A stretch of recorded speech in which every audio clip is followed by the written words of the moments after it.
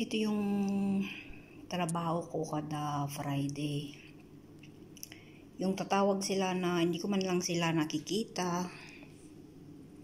Ito, nilinis ko na, tinanggal ko yung carpet kasi hindi ko alam, tumutulo yan sa taas. 6 hours ako dito. 3 palapag yung bahay. Nito ako sa 3rd floor. Yung mga gamit nila andito pero sila di ko nakikita. Yan. Sana man lang bigyan ako ng isa niyan kasi magkapaa kami eh.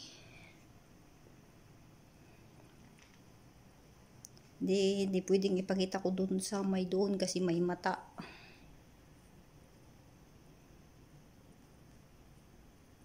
Larga na dong. Magbabacuum pa ako. Saka ako bababa. Yan. Pababa na ako mamaya sa 2nd floor. Doon sa kwarto nila. Dito ako sa my 3rd floor.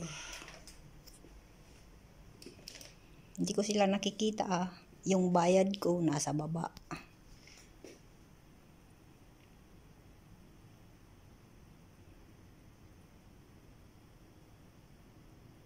Malinis man yung bahay nila. Kasi 2 lang yata sila eh.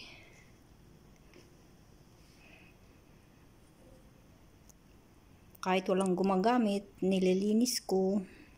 Kasi yun yung utos nila.